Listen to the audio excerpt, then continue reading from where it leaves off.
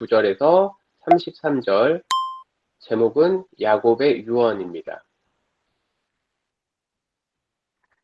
제가 말씀을 읽겠습니다. 그가 그들에게 명하여 이르되 내가 내 조상들에게로 돌아가리니 나를 햇사람 에브론의 밭에 있는 굴에 우리 선조와 함께 장사하라. 이 굴은 가나안 땅 마므레앗 막벨라 밭에 있는 것이라. 아브라함이 햇사람 에브론에게서 밭과 함께 사서 그의 매장지를 삼았으므로 아브라함과 그의 아내 사라가 거기 장사되었고 이삭과 그의 아내 리브가도 거기 장사되었으며 나도 레아를 그곳에 장사하였노라. 이 밭과 거기 있는 굴은 햇사람에게서 산 것이니라. 야곱이 아들에게 명하기를 마치고 그 발을 침상에 모으고 숨을 거두니 그의 백성에게로 돌아갔더라. 아멘.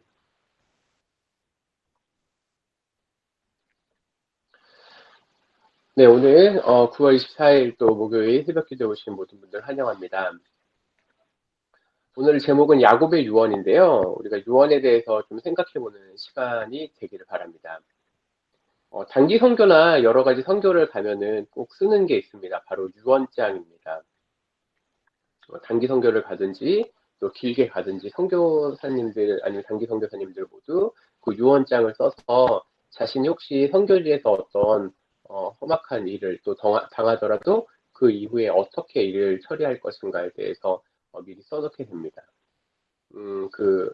법적으로도 유언장이 꼭 쓰이려면 몇 가지 조건이 필요합니다. 제가 이제 좀 조사해 보니까요, 민법으로는 만 17세에 그러니까 만 17세 이하는 유언을 하지 못하게 되어 있습니다. 물론 뭐 말은 유언이라고 하겠지만 실제로 그 효력은 17세 이상부터 가능합니다. 또 유언의 방식으로는 크게 자필 증서, 녹음, 뭐 공정, 비밀, 뭐 구수 증서 이렇게 있는데 특별히 대부분은 자신이 직접 자필하는 방식입니다. 그런데 어떤 사람들은 이 자필을 한다고 해서 무조건 쓴다고 다 유언이 된다고 하는데 그렇지는 않습니다. 자필 증서에 유언자가 그 전문과 연, 월일, 주소, 성명, 그리고 또 도장을 찍거나 날인을 해야 된다고 합니다. 이런 것이 다 있을 때 유언장이 효력이 있게 됩니다. 저도 사실은 이제 몇 년 전부터 계속 유언장을 좀 써보는 훈련을 하고 있습니다. 그러니까 제가 생일을 맞이하기 전에 그냥 몇 년 전부터 그냥 제가 유언을 할 것을 미리 쓰고 있습니다. 한번 사진을 보도록 하겠습니다.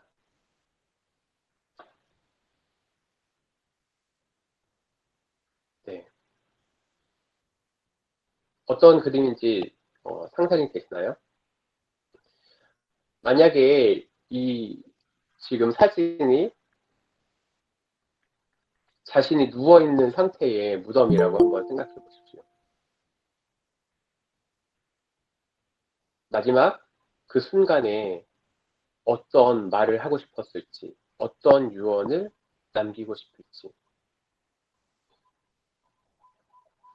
저 역시 이 사진을 몇 년 전부터 보면서 저도 역시 그 유언장을 쓸 때 나는 마지막에 어떤 것을 남기고 싶은가에 대해서 참 고민이 많았습니다. 오늘 본문은 야곱의 죽음이 임박한 시간이면서 결국은 유언에 해당하는 그런 마지막 부분입니다. 그런데 그가 어디에 집중하였는지 우리는 이 본문을 통해서 알 수 있습니다. 뭐냐면 그는 오직 한 가지에만 집중했는데 그것은 약속의 땅, 바로 가나안 땅입니다. 정확하게 말이 약속의 땅, 가나안 땅이라고 말하진 않았는데요. 이렇게 표현되어 있습니다. 가나안 땅, 마브레아 막벨라 밭에 있는 굴, 거기. 내가 꼭 묻혀야 될 무덤.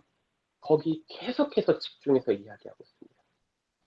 왜냐하면 그가 평생 꿈꾸던 하나님의 축복, 바로 약속의 땅에 대해서 집중하고 있기 때문입니다. 그러니까 그가 생전에 어떤 것을 가장 중요하게 여겼는지 그의 유언, 그의 말을 통해서 우리는 확인할 수 있습니다. 그는 계속해서 그 하나님에게 그 받은 그 축복의 땅을 계속해서 그 관심을 갖고 집중하기 위해서 무엇이라고 얘기하면 나를 꼭 그 무덤에 묻게 해달라고. 요셉에게도 또 얘기하기를 나를 이 땅, 이집트에 묻지 말고 나를 꼭 그 땅에 묻게 해달라고. 그러면 이런 야곱의 그 삶과 마지막 말을 보았을 때 우리는 어떤 것에 집중을 하고 있는지, 정말 나에게 관심이 있는 게 무엇인지 생각해 봅니다. 제가 오늘 조금 전에 그 그림을 보여드렸던 이유는 내가 만약에 지금 이 상황, 정말로 그 마지막 한 삽이, 첫 삽이 저한테 딱 떨어진다고 했을 때 나는 무엇에 집중했던 사람이고, 그리고 나는 어디에 정말 내 모든 것을 쏟아 부었을까? 가족들에게 진짜 남기고 싶은 말은 무엇인가? 사람들에게는 누구나 좌우명이 있습니다. 뭐 자기만의 철학이 있다고 생각하죠. 나는 이런 사람이 될 겁니다. 나는 이런 사람이 될 겁니다. 그런데 그런 자기의 철학과 자기의 좌우명이 실제로는 죽음과 큰 위협 앞에서는 흔들린다는 거죠.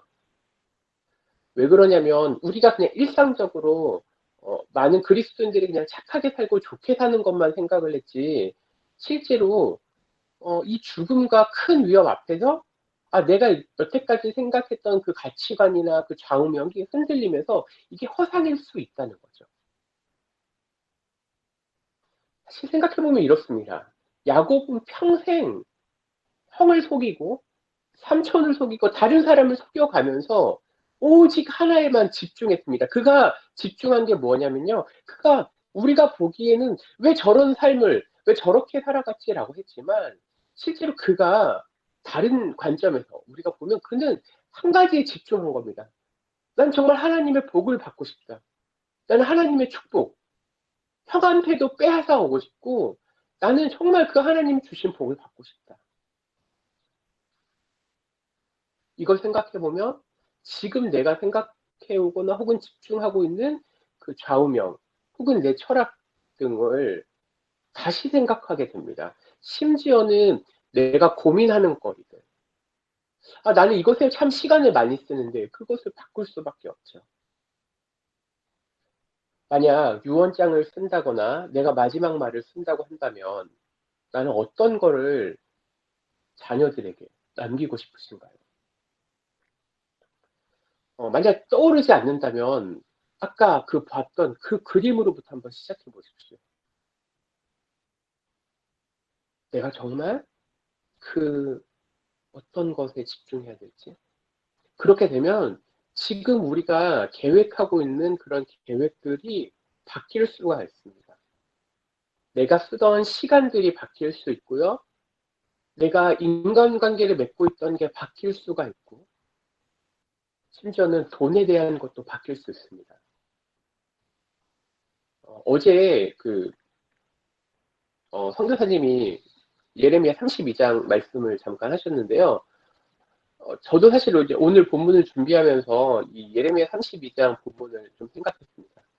뭐냐면 아브라함, 이삭, 야곱은 정말로 그들이 집중하는 것이 무엇인지 그리고 진짜 돈을 어디에 써야 될지 보여주었습니다. 그거는 약속의 땅에 그 작지만 그 밭을 사는 것에 집중했고 이삭과 야곱은 거기에 묻히기를 그리고 거기에 집중하기를 보여주었습니다. 예레미야는 어떤가요? 예레미야도 역시 하나님께서 약속하신 게 무엇인지 그가 막연하게 생각한 게 아니라 그는 실제로 돈을 주면서 정말로 내게 중요한 건 하나님이 저주와 그리고 이 심판의 이스라엘을 회복할 것 바로 거기에 집중했습니다. 예레미야의 집중은요 심판만 있는 게 아니라 그 심판 너머에 있는 하나님의 회복을 집중하면서 그의 삶을 마지막을 이끌어갔습니다. 우리는 어떤 것에 시간과 돈을 쓰고 계시는가요? 그렇다면 내가 마지막 순간으로부터 시작해서 그 끝에서 시작해서 지금 나의 계획들, 내 인생 계획들, 내가 만나는 사람들, 그 나이 있는 여러 가지 좌우명들, 그걸 수정해 보셨어야 됩니다. 우리는 대부분 자신의 출생을 준비할 수 없습니다. 뭐 남의 출생을 준비하죠, 자녀들이나. 그런데 우리가 나의 출생은 준비할 수 없지만 나의 죽음은 준비할 수 있습니다. 그게 뭐냐면 유언장을 쓰는 거죠. 갑작스런 죽음을 맞이할 수 있습니다. 그런데 이 갑작스런 죽음 이후에 어떻게 처리할 것인가? 물론 유언장에는 뭐 재산의 처분이나 뭐 상속에 관한 부분도 있지만 내가 만약 죽는다면 자녀들에게 어떤 말을 할 것인가 생각해 보겠죠? 제가 한번 우리 영상이니까 한번 보여드릴게요. 뭐 중요한 건 아니지만 제가 예를 들면 이렇게 카메라가 보이실지 모르겠지만 여기 보면은 제가 가족들에게 하고 싶은 말을 좀 미리 써놨습니다. 왜냐면 혹시라도 내가 어느 날 갑자기 죽는다고 하면 나는 가족들에게 진짜 어떤 말을 남기고 싶은지.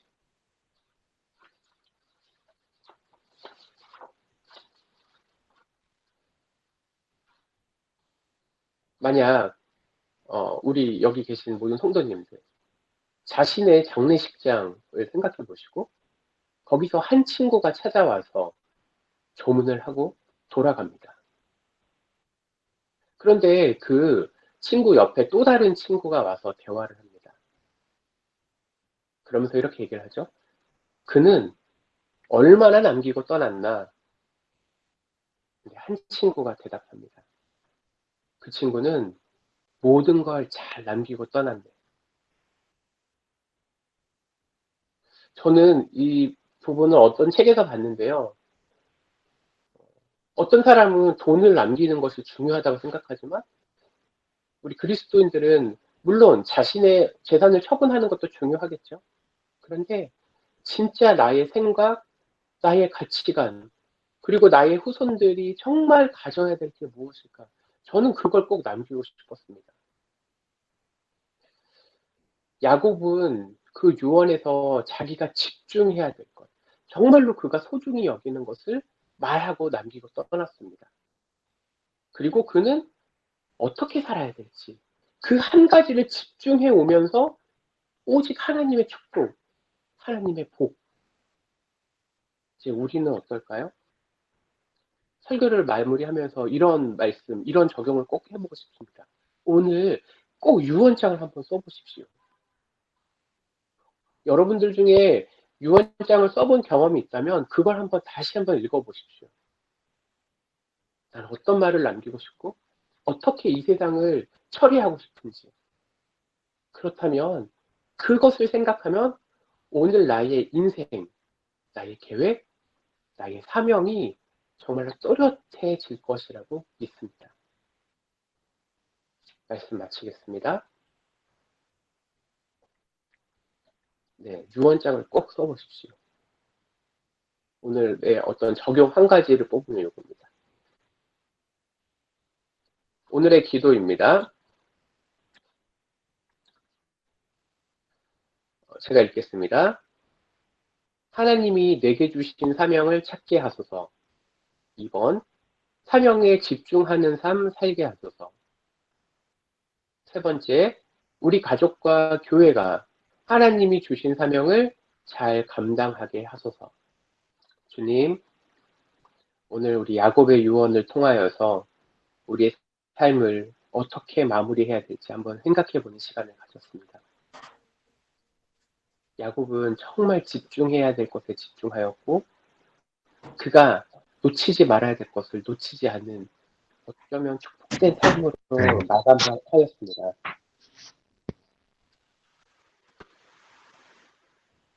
오늘 살아가는 우리 삼강교회 우리 성도들 주님 기억하여 주시옵소서. 내가 만약 마지막 순간이라면 어떤 것을 남길지 돌이켜보게 하시고 그래서 지금 내가 어떻게 살아가야 될지 그 사명을 다시 한번 확인케 하여 주시옵소서.